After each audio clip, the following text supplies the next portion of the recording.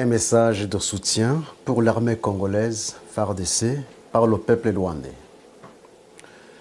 Je m'appelle Shadrach Uizeimana, je suis pasteur. À son Excellence, Monsieur le Président de la République démocratique du Congo, Félix Antoine Tshisekedi Tshilombo, mes chers Congolais, nous, peuple rwandais, nous déplorons profondément de la cruauté vécue par le peuple congolais depuis 1996 jusqu'à aujourd'hui. Nous déplorons profondément de la mort de plus de 6 millions de Congolais due à la guerre déclenchée en RDC par le Rwanda et l'Ouganda depuis 1996. Les Congolais sont des témoins oculaires d'irresponsables de cette tragédie. Le mapping report confirme les faits. Tout le monde, petits et grands, sait très bien que Paul Kagame est responsable du massacre perpétré contre les Congolais, sans oublier des réfugiés rwandais et burundais qui étaient en RDC. Le même individu, Paul Kagame, est également responsable du massacre qui a eu lieu au Rwanda depuis 1990 à 1994. Aujourd'hui encore, cette année 2022, l'armée rwandaise, sous la couverture de M23, ose une fois de plus envahir la RDC. C'est déplorable, inimaginable, regrettable et insupportable. À son Excellence, Monsieur le Président, mes chers Congolais, j'aimerais que vous sachiez cette vérité, la vérité suivante. Ne confondez jamais le peuple rwandais et Paul Kagame. Ce sont deux personnes différentes, de caractères différents et d'éducation différente. Si vous acceptez de comprendre cette vérité, regardez le caractère et l'éducation du peuple rwandais, non pas dans le miroir de ce régime sanguinaire, tyrannique, totalitaire, despotique et génocidaire de Paul Kagame, mais dans le miroir du régime sociable et paisible de Habyarimana Juvenal. À son Excellence, Monsieur le Président et mes chers Congolais, le peuple rwandais est connu par son caractère social envers ses voisins. Par contre, Paul Kagame n'a pas ce caractère. Le peuple rwandais est connu par son caractère de promouvoir la paix avec ses voisins. Par contre, Paul Kagame n'a pas ce caractère. Le peuple rwandais est connu par son caractère de ne pas verser du sang, même celui des animaux, car il mange de la viande seulement pendant les jours de fête. Par contre, Paul Kagame n'a pas ce caractère. Son plaisir est de marcher dans le sang et de dormir dans le sang, non pas des animaux, mais de l'homme. Paul Kagame est un tyran sanguinaire. Les faits le prouvent. Le peuple rwandais est connu par son caractère d'aversion pour la guerre et tout conflit. Paul Kagame n'a pas ce caractère. C'est un homme belliqueux. Mes chers Congolais, Paul Kagame est un mercenaire parmi les Rwandais. Tout ce qu'il fait, il ne le fait pas pour l'intérêt de la nation rwandaise, mais pour son propre intérêt. Les Rwandais qui sont aujourd'hui dans le pays ont été pris en otage. Ils sont dans une prison à ciel ouvert. Ils n'ont ni le droit de parler, ni le droit de penser, ni le droit de faire quoi que ce soit pour son bien-être d'aujourd'hui et de demain. Le peuple rwandais est un peuple malheureux, un peuple sans défense et sans protection, sauf Dieu seul. Ne commettez pas donc une erreur de confondre le peuple rwandais et Paul Kagame. Un homme de cœur durci qui donne au peuple rwandais une mauvaise étiquette parmi les Congolais, les Tanzaniens et toutes les nations de la terre. Ne commettez pas non plus une erreur de confondre les Tutsis et Paul Kagame. Paul Kagame était mystérieux parmi les Rwandais. Ce qui dégage l'hypothèse selon laquelle Paul Kagame serait un démon sous la chair humaine, en considérant ses actes démoniaques, ils ont raison de le dire. Cette même hypothèse a été avancée par les Juifs sur Hitler. Si Paul Kagame est au pouvoir aujourd'hui à Kigali, il n'y est pas parce qu'il a été élu démocratiquement, mais par l'usurpation du pouvoir.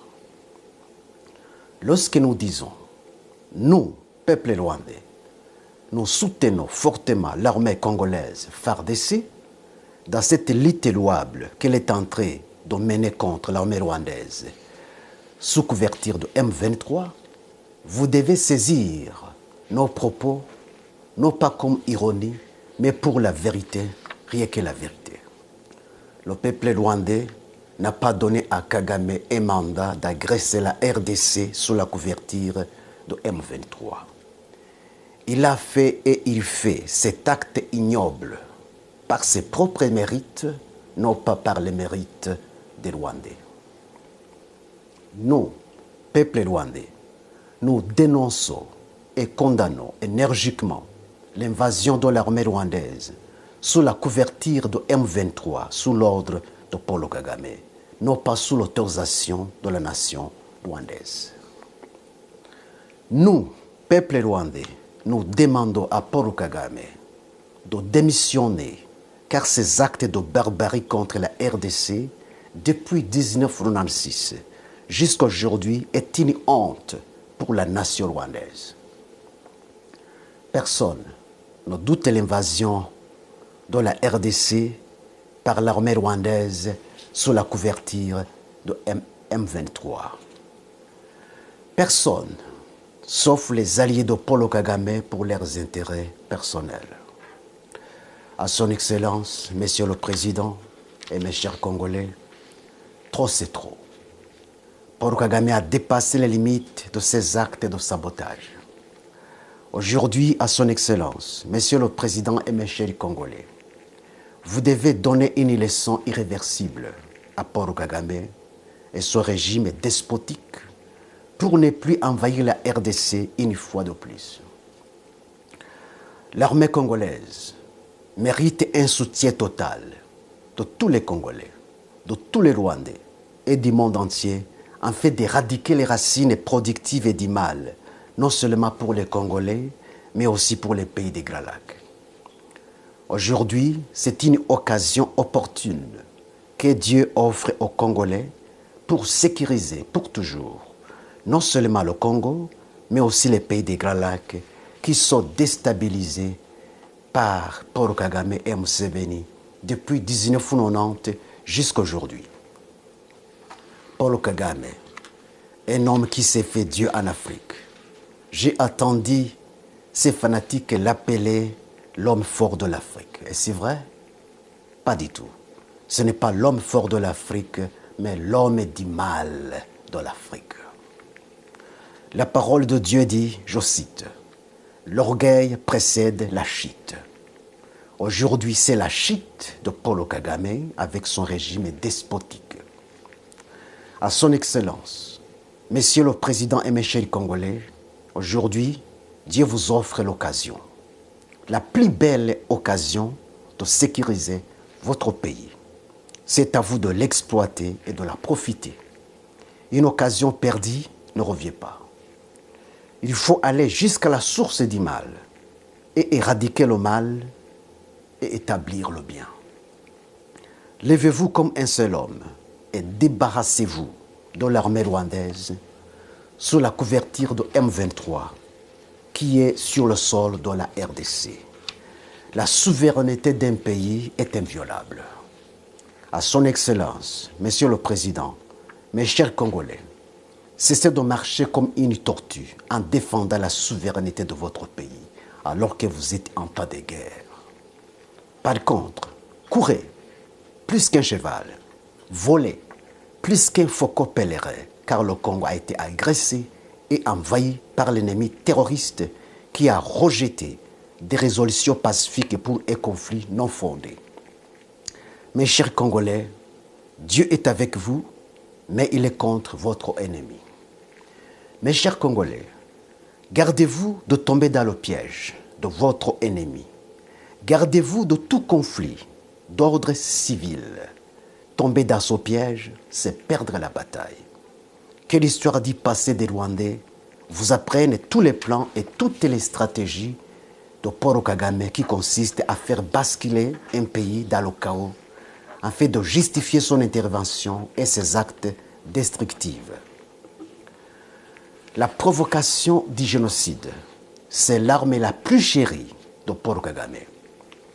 C'est ce qu'il a fait au Rwanda afin de justifier l'éternisation du pouvoir seulement et uniquement des Tutsis, en faisant considérer les Hutus comme les agents du diable.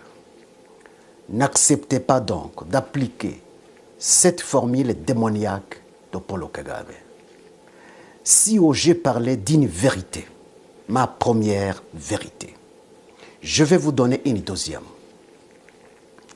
À son Excellence, Monsieur le Président Félix-Antoine Tshisekedi Tshilombo, mes chers Congolais, le président Habyarimana Juvenal avait tout donné à Paul Kagame et son équipe. Toutes les exigences avancées par Paul Kagame et son équipe lors du partage du pouvoir à Arusha avaient été acceptées par le président Habyarimana Juvenal. Il est allé même jusqu'à laisser la pénétration des milices de FPR Montagny dans la capitale de Kigali alors qu'on était en tas de guerre. Tous les accords d'Arusha terminés, la nouvelle constitution élaborée sur base des accords d'Arusha terminée, alors que Paul Kagame et son équipe n'avaient aucune autre exigence à poser, subitement, l'avion du président Habyarimana Juvenal fut abattu sous l'ordre de Paul Kagame. 2 chefs d'État et leurs compagnons ont été assassinés. Jusqu'aujourd'hui, ils sont morts comme des souris. Aucune suite. On ne parlait que du non-lieu. C'est honteux. Ceux qui se disent défenseurs du droit de l'homme, ce sont eux les premiers violateurs du droit de l'homme. À son Excellence, Monsieur le Président et mes chers Congolais, pourquoi Paul Kagame et son équipe ont préféré anéantir la paix qui était établie par les accords d'Arusha, déjà signés, adoptés, légalisés et constitutionnalisés en saisissant le pouvoir par force? La réponse à cette question permettra aux Congolais de connaître un agenda caché de Paul Kagame pour la RDC. Ma deuxième vérité se trouve dans la réponse à cette question. À son Excellence, Monsieur le Président et mes chers Congolais, pourquoi Paul Kagame abrite et protège les putschistes Tutsis burundais qui allaient renverser Pierre Nkurunziza en réinstaurant une fois de plus le régime homogène des Tutsis au Burundi, comme il en est le cas au Rwanda? Ma deuxième vérité se trouve dans la réponse à cette question. À son Excellence, Monsieur le Président et mes chers Congolais, l'argument avancé par le M23 soutenu par Paul Kagame est que les rwandophones congolais sont marginalisés. Pourquoi les rwandophones Hutus congolais qui habitent les zones de Rutshuru, Jomba, Bunagana, Massissi et ailleurs dénoncent et condamnent, comme tous les autres Congolais, l'armée rwandaise sous la couverture de M23?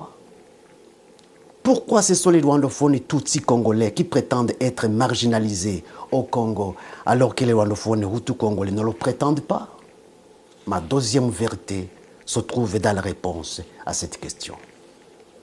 En comprenant bien cette deuxième vérité, mes chers Congolais, vous comprendrez pourquoi Paul Kagame déstabilise votre pays malgré tous les intérêts d'ordre économique et autres qu'il gagne en RDC. Qu'est-ce que les chefs d'État de la RDC n'avaient pas fait à Paul Kagame dans leurs contrats privés? Qui profitait les minéraux du Congo?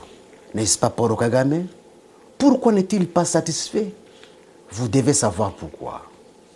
À son Excellence, Monsieur le Président et mes chers Congolais, en anéantissant les accords d'Arusha déjà terminés et conditionnalisés, Paul Kagame et son équipe voulaient que le pouvoir de Kigali soit seulement et uniquement entre les mains des Tutsis. Cette vérité est justifiée par les faits. Les accords d'Arusha étaient le partage du pouvoir entre les Tutsis et les Hutus. Paul Kagame et son équipe ne voulaient pas le partage, mais la prise totale du pouvoir entre les mains des Tutsis. C'est pourquoi l'avion de Habyarimana Juvenal a été abattu sur l'ordre de Paul Kagame, connaissant noir sur blanc les conséquences qu'il avait aussi préparées lui-même longtemps avant. Mes chers Congolais, l'agenda de Paul Kagame et son équipe est fondé sur le racisme. Voilà donc le pourquoi de l'anéantissement de la paix qui était déjà établie dans les accords d'Arusha. Cette vérité est justifiée par le régime homogène actuel des Tutsis à Kigali, ce qui n'était pas le cas dans les accords d'Arusha. Dans la déstabilisation du Burundi, lors de Pierre Nkurunziza, Paul Kagame voulait réinstaurer une fois de plus le régime homogène des Tutsis au Burundi, comme il l'a fait au Rwanda.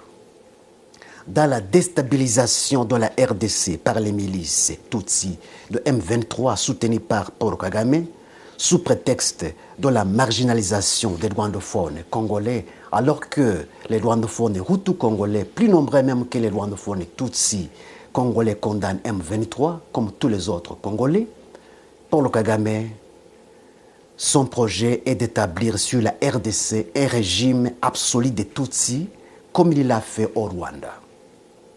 Que ce soit la balkanisation de la RDC, que ce soit la prise totale de la RDC, le projet de Paul Kagame est le même. Ce qui s'est passé au Rwanda devrait servir une leçon aux Congolais.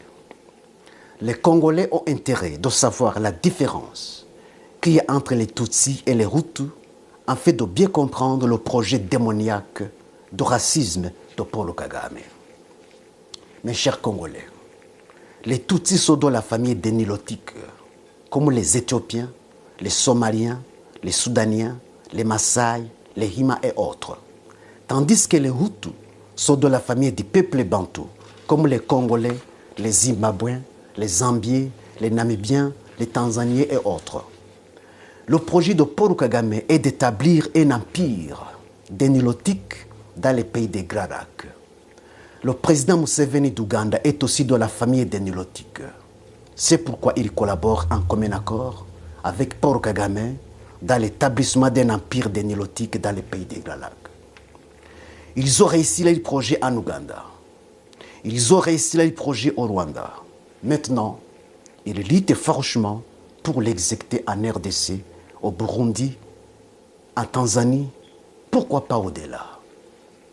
À son Excellence, Monsieur le Président, mes chers Congolais, prenez tous les mécanismes possibles pour empêcher toute menace ou génocide qui peuvent être perpétrés contre les Rwandophones et Tutsis qui sont au Congo, car c'est ça le plan de Paul Kagame.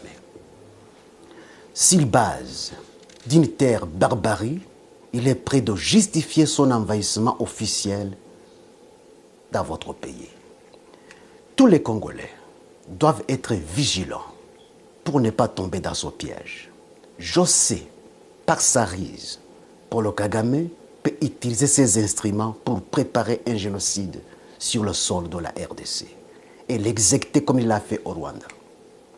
Ainsi donc, toute personne qui sera animée d'un esprit de menacer ou commettre un meurtre contre les Rwandophones et Tutsis, vous devez l'arrêter et la traduire en justice. Ne tombez pas dans le piège, je vous en prie. Nous, peuple rwandais, qui luttons pour la paix des pays des Grands Lacs, nous soutenons l'armée congolaise, FARDC. Nous soutenons tous les Congolais qui luttent pour la paix de leur pays, armée congolaise, FARDC. Et la bravoure et la détermination, Dieu est avec vous et pour vous, mais il est contre votre ennemi. La victoire des Congolais proviendra des autorités qui ne s'achètent pas et ne se vendent pas, même si cela leur coûterait la vie à l'instar de Désiré Kabila. La victoire des Congolais proviendra de l'écartement des infiltrés et complices qui travaillent non pas pour les Congolais, mais pour l'ennemi. Vive l'armée congolaise, FARDC, vive les Congolais, vive les Rwandais. À Dieu seul la puissance, la gloire et la réponse des Congolais et des Rwandais, aujourd'hui et à jamais. Amen. Cette voix est la voix du peuple rwandais. Je donne autorisation à tout le monde, spécialement aux Congolais, de télécharger ces vidéos et de l'utiliser sur leur chaîne. Je vous remercie.